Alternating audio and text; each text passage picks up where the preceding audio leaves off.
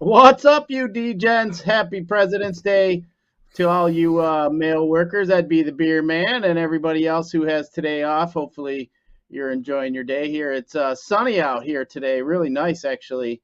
The dog actually got to go for a walk around the block. But Beastie, after a interesting Sunday that we saw yesterday, I'm sure we're going to get to talk about it. We got all kinds of stuff to talk about. But how'd your Sunday go yesterday?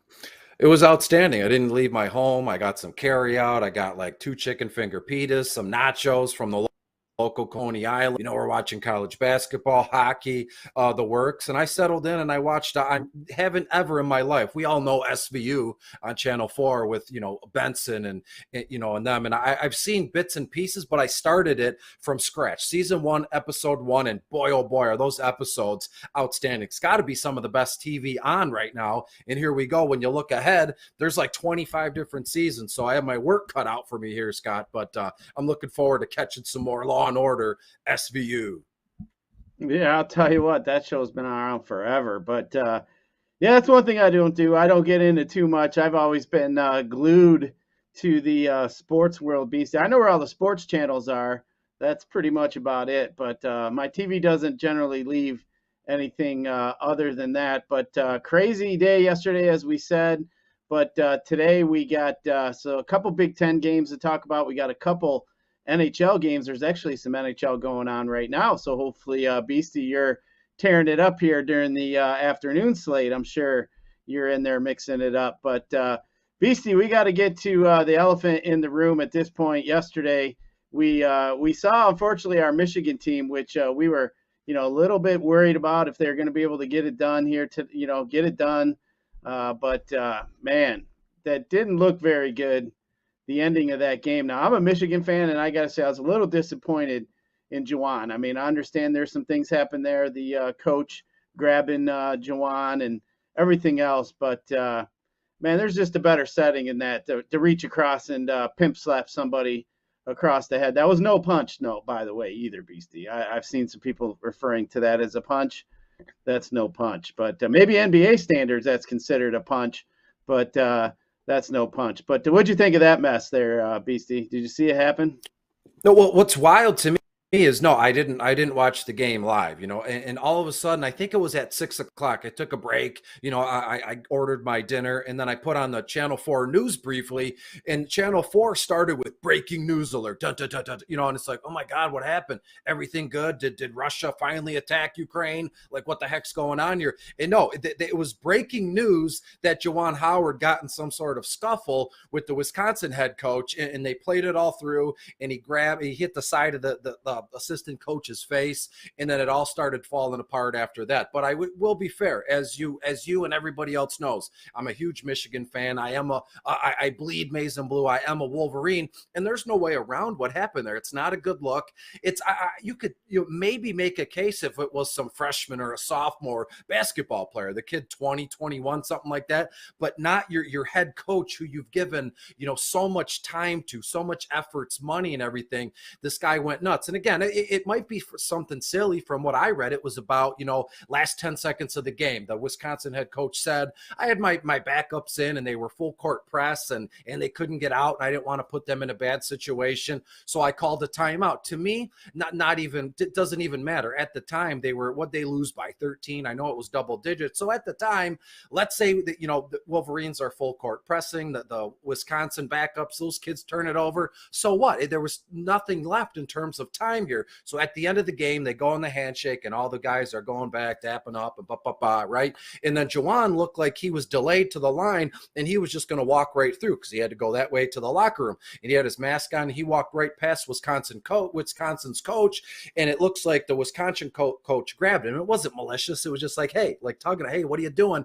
And then I did see, his mask went down, and I did see a better angle from boom, instead of like the broadcasting TVs, it was someone on the court, literally 3 or 4 people back here. And he pulled his mask down. He goes, I didn't like that. Touch me. Juwan said several times, don't you touch me.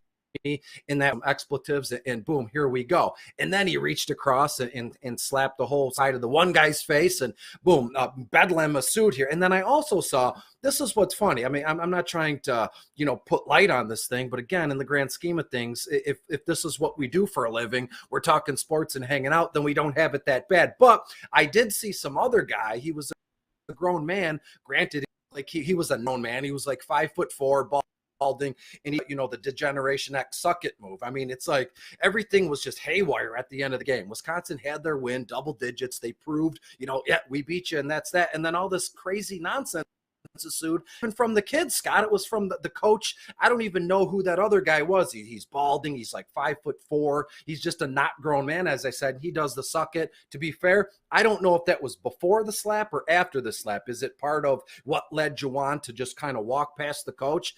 And boom, here we go. In terms of, what they're going to do, I mean, breaking news alert on our local channels, that's significant. Normally you get something bad that happened on the east side of Detroit, west side knows, but to break in, from the news and say that, Juwan Howard, the head basketball coach, struck another guy. I mean, that's serious. And we all know he did something like that last season against Merrill. There's now, if you're going to, let's say I was an attorney or a judge, now there is something here along the lines of putting your hands on other folks when they don't want it here. So I don't know how Michigan is going to handle it. Michigan called Wisconsin's, GM or their D and said, we're sorry. So the chips were already starting to fall moments after it happened here. To be fair, I don't know what the penalty is going to be. Grant, there's just no way on social media is going nuts. Juwan Howard, he's got to be removed from duty. He's got to get arrested. That's assault. I don't think any of that happens, but there will be a hefty fine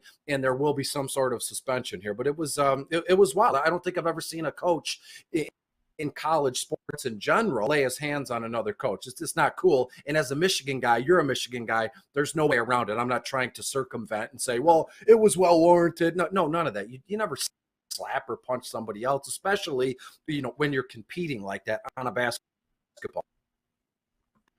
Yeah, I mean, hey, I get it. I mean, you can argue everybody's, hey, they grabbed Juwan, they did everything else, but come on, man. You can't be in the middle of a scrum with a bunch of kids like that and reaching across and trying to slap some dude across the face. Now, that guy did seem like he instigated quite a bit, and that guy giving the suck it, I got one for him, and you can suck it. Anyway, that was some bull crap, too. I mean, come on, you're a grown man. You're not supposed to be doing stuff like that either. So, I mean, just a bad look all the way around. Once you break it all down, sure, it's easy to point the finger at Juwan and make Juwan the bad guy. He's the guy that, reached over and basically slapped him. And again, that was not a punch. One way, no way. That was just pretty much a slap. I think he went to grab the dude over the pile, really. I think he wanted to grab him because I think he was upset that he was putting his hands on a couple of the Michigan players. I think that's pretty much what was going on. But we'll see what happens. But Juwan, you gotta, I understand the emotions get the best of you, and Southside guy from Chicago gets upset. But yeah, I mean, you gotta learn to take a deep breath there, buddy, and not get so fired up. As far as maybe a suspension, a game or two suspension. I mean, as far as that I could see, I don't see really anything else coming of it, actually. Yeah, maybe some apologies, stuff like that. But to ensure the Big Ten tournament will definitely be interesting. That is for sure, Beastie. But yeah, I mean, crazy. I mean, I was just sitting there watching the end of that and like, Michigan lost, and I was about to flip the channel, and then all of a sudden, whoa, better not flip the channel now. That's basically what ended up happening there. But before we get too far, Beastie, I just want to give a shout out to our sponsor of the show, and that is at Better Rate Mortgage. Family is more than blood. If you're looking for a new mortgage, come get treated like family, actually better with Better Rate Mortgage. Visit mybetterrate.com or call 248-480-4467 today. But Beastie, one other thing we had going on too in the world of sports yesterday, which I enjoyed watching for a little bit, but it was a Daytona 500. We had a rookie come out and win. Austin Cindric end up pulling it off, beating out Bubba Wallace. But man, I'm sitting there watching that race, Beastie. It's like it's like you're rolling the dice if you're lucky to avoid all the accidents. Whoever is, it's like, survival of the lucky guy. Like, you weren't in an accident. I mean, I mean, man, the wrecks were just crazy. But yeah, I mean, if you like crashes and wrecks, the Daytona 500 is for you. But yeah, I had a few people mention to me, like, why do they always start off with the best race of the year and, the craziest one? But that's just the way NASCAR's always been. Daytona 500 always kicks off the race season. But yeah, I don't know. Did you get a chance to catch any of that? But a couple of our I guys did got not. wiped out early.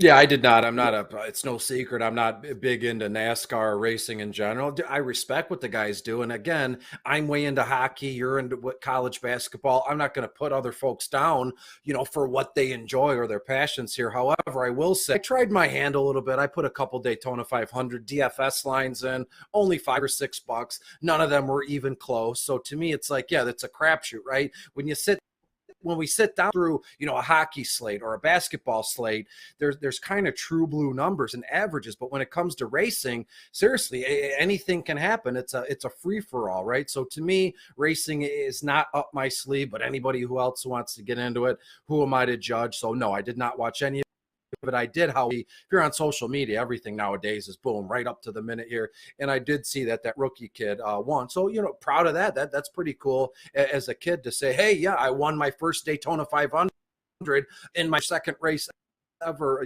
some sort of record as well. Some dudes, they race well into their 40s and they've never won the Daytona 500. And this kid comes in day one. So it's kind of exciting. I love to look at, no matter what sport it is, like the historic side of things, right? Kid won and boom, here we are. Proud of him. And we'll see what he can going. Is it still the Sprint Cup? Is that what the playoffs are called when it comes to NASCAR? To me, B-State Albie's called the Winston Cup. To me, I mean, Yeah. when that's when I was into racing even more so. Like I was telling you, I ended Yeah. up buying a bus, and 10 of my buddies, we went out there, and man, some of the fun we had was unforgettable. I'll never forget all those times. A little bit more family friendly these days than when I was going, standing up on kegs and doing all kinds of fun, crazy stuff that we do out there, but. Yeah, ever since Dale Earnhardt died, I mean, I had kind of about that time is about the time I stopped watching. I just kind of tailed off from that point, really, because I always like to watch number 3, the Intimidator, get in there and mix it up. That was always pretty fun for me. But yeah, it was just crazy. Like I said, just kind of watching and trying to see all these accidents and some of these guys, couple guys flipping over on the top of their head. But yeah, just crazy, crazy stuff. The safety is something that's obviously changed quite a bit from the Dale Earnhardt days, and that is all attributed to Dale Earnhardt and him passing away. But either way, Beastie, we got some stuff to talk about today. We got some Big Ten hoops action that we're going to look at betting on. Kind of a slow day for sports betting today. We got the NBA All-Star break is going to go through Thursday. So Beastie, your NHL is still taking the center stage here in the DFS circles. So I know I gotta imagine you're seeing, especially if you're playing in the 3-mans and the 50-50s. I gotta imagine you're seeing some names that you're not used to seeing just because people can't help themselves. But either way, Beastie, we got some Big Ten action, like I was mentioning. We got Maryland and Penn State here today. We got Maryland is -2.5, -3 in some spots. 70% of the bets are coming on for them against the Penn State Nittany Lions. Now Maryland 5-5 their last 10. Penn State has actually been 7-3 their last 10, even though Penn State has struggled 11-12. Overall, the Maryland Terrapins are 12-14. So this one here is pretty much a game of two teams that have been struggling here recently. As far as Maryland goes, the Terrapins are 1-7 against their spread in their last 8 games as a home favorite. The under is 8-2 in the Terrapins' last 10 games as a home favorite. But Penn State, as I mentioned, is 5-1 against their spread in their last 6 games overall. So Penn State's been hanging in there here against some of these better teams. You kind of look at the game log here. Penn State has they beat Minnesota. We know that they actually beat the Sparties here. Then they went to Minnesota and lost to Michigan, lost to Wisconsin. So Man, Penn State's been hanging in there, Beastie. I don't know if you got any thoughts on this one here, but I think I'm going to roll with Penn State here on the road, even though I don't normally like going with the road team. But to me, Maryland looks like they're just struggling quite a bit. What do you think about that one? Yeah, when I sat down to go, just go over my notes and just jot stuff down, I came across this, and I'll ask you, and I'll toss it to you here. What team has the longest in the Big Ten? Which team has the longest active winning streak in college basketball against Maryland? It's pretty simple. It's Penn State. Who would have thought that? Not Michigan, not Wisconsin. It's Penn State here. So to me, Maryland is going to look to break the jinx in this one.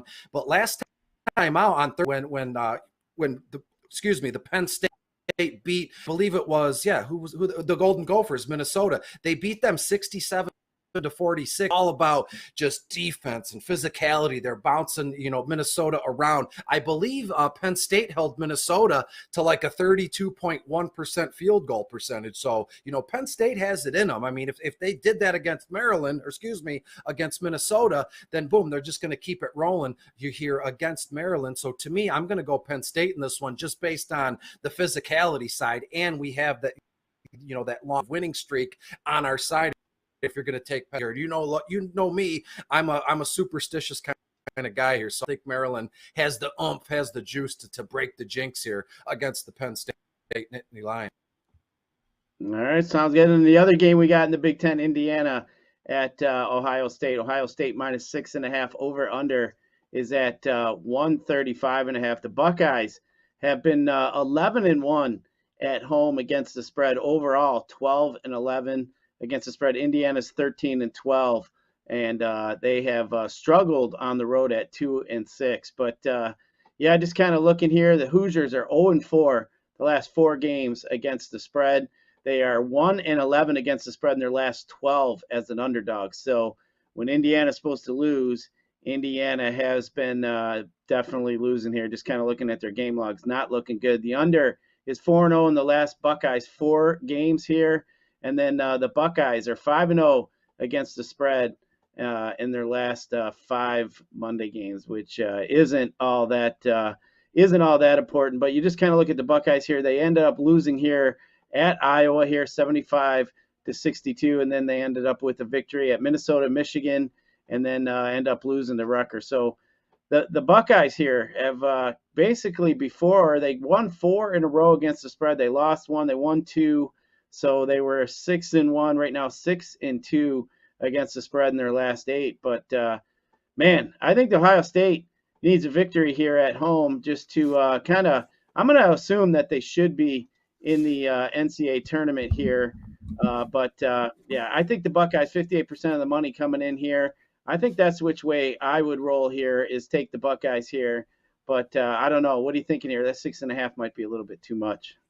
Yeah, I'm with you to a certain extent. When you look at both teams' last 5 games, I believe the Hoosiers are like 1-4, while Ohio State's 3-2 here. I mean, that doesn't say much. I mean, that's the overall total record. But then when you look down the league rankings and for NCAA men's basketball here, State and the Hoosiers are pretty close across the board on a lot of things: points scored, points per game, field goal percentage, free throw percentage, but to get skewed when we get to 3-point, field goals and things like that. Against 3-point percentage, I mean, it's Ohio State by a mile. Ohio State in the country is 26th overall at 3-point percentage, while Indiana, they're 195th. So as you go down here, even rebounds, both teams, I believe Ohio State's around 35 total rebounds a game. Indiana's around 37 here.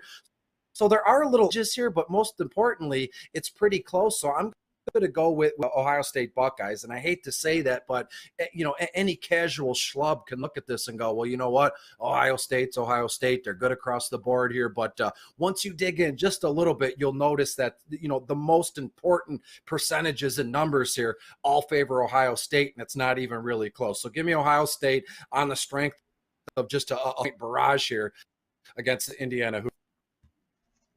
Yeah, we all know what I think of Ohio State. But either way, it's always fun to poke fun at our neighbors down south. But Beastie, too, we got a couple hockey games tonight that we're going to be able to look at. But before we get there, I got to bring up this NBA All-Star game. For one, I did watch a good majority of that. Steph Curry, geez, oh Pete's, man. That dude was draining triples like crazy. 16 three-pointers this guy nails. I mean, that was one hell of a performance. But one thing that I got to say, BC, I don't know if you caught the front of the game, but that national anthem was awful. I don't know. I don't even know what that lady's name was, but that one ranked up with Roseanne Barr and Fergie. I mean, this lady here, I mean, even they went through a pit, like a shot kind of panning through the players, and even LeBron was giggling at the way this lady was singing the national anthem. But yeah, just not a very good performance by her. But man, this game here, it was like 163 to 160 something. I mean, it was crazy how many points were being scored. But Steph Curry with a 50 burger ends up coming up with the MVP. But the one question I got, Beastie, I'm always concerned about how my bets are doing here. But I got to think. I think coming out of this All-Star weekend, Cade Cunningham made a pretty good showing for himself, and hopefully put his name on the map, and people are going to start paying attention a little bit more with how he did. So I think at this point, Beastie, I'm real happy with my Cade Cunningham to win the Rookie of the Year. Now I know Mobley is in there in the conversation, but at this point, I think I'm pretty happy with Cade. What do you think here this weekend? Do you think he helped himself at all? Oh, absolutely. And again, I saw the interview after the Futures game, right? And he had the trophy next to him. He's on the table in front of all the cameras. And I don't know much about this kid, right? Obviously, I've never met him. I rarely watched him in college. And, I catch a few Pistons games here and there. I've been to a few in person this season. I'm so happy and I'm so thankful Cade Cunningham is a Piston, because I like this kid from start to finish. He's very well thought out when he talks. He's got that edge to him where, if you screw him over, if you do something strange on the court, he's going to bury you. Because and we haven't even seen Cade Cunningham at full strength. You know what I mean? And I don't want to say at full strength, but the potential is he's still growing and learning, translating his game to NBA here. So your bet that he's going to be Rookie of the Year, I mean, cash that right now. I mean, that's a done deal. But what I was getting at is when he was at the end of the game, he's being interviewed, all the cameras are flashing, the backdrop, he had the trophy here. I thought it was very fun. It was very cool of him to say, some of his friends from this draft class, we were talking crap to each other weeks in advance, and now he goes, now I have the trophy, I can hold this over their head for a long time here. So it's that little competitive nature that I like in a kid. See it across the board in sports here. So I'm just so glad that Cade Cunningham is a Piston, and I'm excited also to see what the Pistons can do long term in next year's draft and throughout free agency. Because looking back at that game, I mean, Cade was a man possessed, a man on. He is just naturally gifted, and look what happens when you surround him with how can I put, not extreme, but such a high competitive nature with teammates here. Again, Pistons are going to build some young all-star kind of team here, but it just goes to just a little glimpse in what Cade Cunningham can do for the Pistons long term if you surround him with the right pieces and the right talent. I'm very happy Cade Cunningham is a Detroit Piston, Scott. Yeah, I mean, the guy, to have an assist, he almost had a triple-double in the game, almost to 50. I mean, he was, basically the whole – the guy stirring the drink there for the offense in that game. But yeah, I was real happy with Cade. I think he's obviously the guy that's just looks like the guy that's going to be our hopefully a pillar here for the Pistons coming up. But Beastie, we got a couple games in hockey tonight that we got. But before we get there, I just want to give a quick shout out to a sponsor of our show, and that is Jars Cannabis. Man, I'll tell you what, they got quite the event going on. They got their Jars Rail Jam going on, where they got 3 obstacles out there. And man, if you want to buckle them up and get your skis out, get your snowboard out. Looks like they got 3 obstacles. Looks like a pretty good sized ramp, and then it looks like what they got look like a bar that you can slide across. But yeah, get out there and let's see what kind of tricks you got. First place is looking at $1,000. Second place, $500. Third place, we're looking at $250. But get on over there and register. That's next Saturday, February 26th, out there in Owasso, I believe. But anyway, it's at jarscannabis.com. Get over to the events tab and check it out there. All the information should be there for you to register. But yeah, definitely looking forward to that. Man, I'll tell you what, if the beer man, we know he's out there on a ski vacation right now, Beastie. Man, if we could check out the beer man out there, I bet you we know how he'd be looking. That's for sure. He'd be probably all falling, falling over, and somebody trying to help him out. He's old; he can't get up by himself, so somebody would have to help him out. But too bad we didn't have a picture of that. I think we actually do. There it is. There it is. There's the beer man out there on the ground. Got the fist up. Looks like everybody's worried about him. Somebody's trying to help him out. We'll definitely have to give him some crap about about that one. But Beastie, we got some hockey tonight. We got two games. We had a few games during the day here, like we mentioned, but we still got two for tonight. But you got anything here as far as bets or any kind of information that we can take? I think we got Absolutely. Toronto and Montreal. We got original six game, and then we got Seattle and Vancouver tonight. Correct. Yeah, and it's been a great day of hockey so far. As it stands now, it's just before I believe like 6:30 p.m. Eastern, and we had just a whole list of games here: Colorado at Boston, and then it was followed by Carolina at Philadelphia, and then Winnipeg at Chicago. But these two games on FanDuel and even DraftKings, it's one slate, obviously. And I like to think I'm the king of small slate games here. So on FanDuel, even DraftKings, you can get in the late round here. And to me, it's going to be marvelous, right? And again, I know we're like 30 minutes away from lock, so I'll keep talking in circles here. The Maple Leafs head to Montreal to take on the Canadiens, and the Seattle Kraken don't have north to take on the Vancouver Canucks. And when we look at this one, I approach two game slates different, obviously, than a night when there's 10 or 15 games here. But to me, I pick a stack from this game, and then I pick a stack from that game. And then boom, together. And obviously, Toronto is going to be highly owned chalk in today's, late game, or however you want to put it. Toronto won. They're always in for a good ride. Austin Matthews, Mitch Marner, and even the rookie Michael Bunting here. But again, with Toronto one comes just heavy price tags. Austin Matthews, $9,900 on FanDuel, and even Mitch Marner, $8,800 FanDuel. It's kind of like the Colorado Avalanche, who played the first game this afternoon in Boston. You could stack Boston one, but it's Bergeron, Marchand when he gets back from his suspension here, and then David Pastrnak, who last I looked had like 3 or 4 goals in this one. But you're paying a premium for guys. But to me, a small game slate in a how can I put this, like a something entry GP. I'm going to fade Toronto one, and yes, I have to win like 3 or 4 to 1 here. But I have a feeling I know I have them projected to win like 3 or 4, but let's just say I'm not perfect. I'm often not right here. But what's the off chance here that Montreal's first line, a couple goals in there? It consists of Nick Suzuki, Cole Caulfield, and Josh Anderson. All 3 guys are ridiculously cheap. Nick Suzuki, $5,500 on FanDuel. Cole Caulfield, only $4,700. And then the other guy, the other winger in Montreal's first line, Anderson. This guy is cheaper than hell, and boom, you put it in Montreal, and then you can just double it over, and we can stack Vancouver any which way you want. So as it stands right now, I'm going to fade Toronto one, which people might think, well, that's a death wish, or they're laughing at me right now. It's a 2-game slate. We have to think outside the box. What I always say, people always bring they haven't lately, but they'll say, oh yeah, you're DFS professional, you're going to tell me to fade Toronto one on a 2-game slate here. You must be a dummy. Well, hey, if I'm playing PP, do I want a little piece of it, or do I want the whole damn thing? And I want the whole damn thing. I can be okay.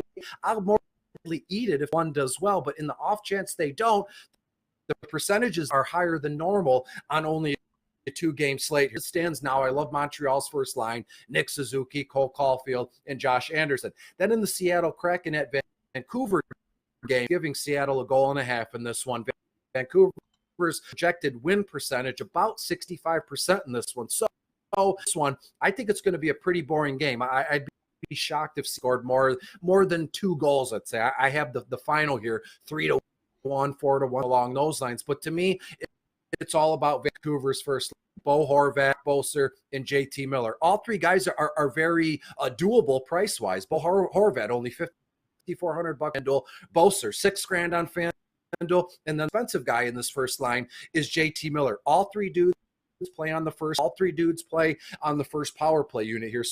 to me, picking up Vancouver every which way. Second line, which is Tanner Pearson, and you can get a little bit of Oliver Ekman-Larsson on the defense if you want to run a four-man stack in this one. So to me, it's all about fading Toronto. If you want to sprinkle in a little bit of Toronto's, first power play unit, that's not Austin Matthews, that's not Mitch Marner. Stack John Tavares, their first line center. He's jumped down in price big time. Tavares only $7,700 on FanDuel. A little bit of, let's say, William Nylander, second line, first power play unit. So if you stack up Tavares and Nylander, you're going to get two dudes, second line, and two guys on the first power to go alongside Austin's at kind of a discount here. So give me all of the Montreal one and give me all Vancouver one. And back again, Montreal one, Vancouver one, Montreal one, Vancouver two. That's the way my night is shaping up here. And I will report tomorrow with the results. Hopefully you guys grabbed the pen and we got it done from there. Sounds good. Yeah, I mean, that's what you got to do. You got to fade the chalk, like you said. I mean, you'd be splitting it with a bunch of your good friends, or do you want to get there by yourself? I mean, that is the question you got to ask yourself. So, yeah, I'd rather take the chance to get there by myself and win that one time and hit it big. Yeah. And then, and then try to split it up a bunch of other times with everybody else. I always go for to hit it big. I mean, there's times where I send my teams, to a friend of mine or NFL team or whatever else, and they'll be like, "What the hell are you playing that dude for?" I'm like, "Because, man, I'm trying to win. Like, if that dude's, my cheap key to the piece of the puzzle here, like maybe playing a cheap tight end or a cheap receiver, and then let you get, somebody else that you were coveting, maybe a better receiver. You know how it works, BC. You just gotta play a little bit off the cuff. I mean, if you follow along with everybody else, you're not going to win. It's just not going to work. So here's the thing. Briefly, I won't keep us long here. When it comes to DFS, everything I've done since literally 2009, 2010, it's all trial and error. Like let's say we fade Toronto one tonight, and they do well. We're looking at a couple bucks, right? In the grand things, the lesson learned is more. It's more value if we did or did not fade Toronto one. So to me, only two games. I'm going to take some big swings. That's my nature, especially games when we talked football all season. I head over to hockey too. Take big swings, get in some tournaments. Don't overextend yourself with your entry fees and things like that. But to me tonight, it's all about having some fun. Where can I shook and jive? Where can I be different than what folks are doing tonight? Everybody on there is going to be playing Austin Matthews, Mitch Marner, in Toronto. So give me Montreal one, Vancouver one, taste of Vancouver two. You want to get not really outside the box, you want just a half of the chalk here, roll with Toronto's second line here. Tavares, as I said, and William Nylander. Perfect. Sounds good. But BC, that's some pretty good words of wisdom. I usually ask you for some words of wisdom before we get to our favorite segment of the show, which is the best bets. But knowing you got a couple hockey games to bet on, we got some college basketball. Do you got one or you got two? Couple best bets for the people here tonight? Yeah, I have two here with a little smattering of an anytime goal scorer here. I'm going to take Toronto in this one. As I said, I don't want to sound contradictory, but I think Toronto wins, 4-1, 5-1. How they get there, we don't know. But I'm going to take the Toronto Maple Leafs, and you got to tease it up. Toronto minus 2.5 goals. You can get that one for 114 here. And I love the Vancouver Canucks money line one minus 184 in this one. And to boot here, I love taking Nick Suzuki for Montreal as an anytime goal scorer. Actually, it's not anytime. It's over under a half a goal. So give me Nick Suzuki over a half a goal, obviously. And then when you look at the Vancouver game, I love the idea of Bo Horvat as well to score him over half a goal. So Toronto minus 2.5 goals, Vancouver Canucks money line, Nick Suzuki to score a goal anytime during this the slate here, and then also Bo Horvat here. And if that kind of freaks take out Bo Horvat and put in JT Miller to go along with Nick Suzuki, two dudes to score a goal along with Toronto minus 2.5 and the Vancouver Canucks money line at home against the Kraken. Sounds good. I got two for tonight as well. I got Florida State. I'm going to be looking at Florida State minus the one here in college basketball. And then I'm also going to roll with Baylor. I'm going to take Baylor, number 7 team in the country, against OSU. They're giving them 7 points here. I think Baylor is a pretty good bet here. So I will take them. Looks like they're one of my teams, Beastie, that I'm already looking at potentially winning the national title. Baylor and Kentucky at this point are the two teams that are standing out for me. So I'm going to keep rolling with Baylor here. I'm probably going to hit them the rest of the way out. And then also, like I mentioned, Kentucky. But before we get out of here, Beastie, just want to give one last shout out to our sponsor of the show, and that is My Better Rate. My Better Rate Mortgage. Family is more than blood. If you're looking for a new mortgage, come get treated like family, actually better with Better Rate Mortgage. Visit mybetterrate.com or call 248-480-4467 today. But Beastie, that's going to about do it here for the Woodward Bet Show on a Monday, President's Day. Got any words of wisdom before we get out of here? No, I kind of say the same thing all day. I just kind of, spin the words around so it sounds different. But hey, it's February 21st. March is right around. Don't get burned out. Don't get all, it's hazy out. It's cold, at least here in Michigan. The Ides of March will be here before we know it. And take this week a lot of downtime. If you're working full time, or you're at home, you can just rest and be in peace. I've seen this argument a lot on social media as of late. There's some folks that like to bet on everything, lacrosse or Indian cricket here. You know what I mean? You don't have to bet on everything. If you don't feel it, remove yourself from the situation here. There's been plenty of times where I spend a couple hundred on a slate and I go, last second doesn't feel right. It's okay to not do what's expected of you. It's all up to you. Be in peace. Yeah, you don't always have to be a true 100% degen. You can just be a degen like us, just part-time degen, or I guess we probably have more of a full-time degen than most. But either way, BC, we always are having fun with it. That is the whole point. That is the point of it all. But BC, we appreciate everybody here listening. On your guys' way out, make sure you hit that like button for us. We definitely appreciate that. For Easy Behind the Glass, for Detroit, BC. This is Scott. We will catch you tomorrow, and thanks for listening.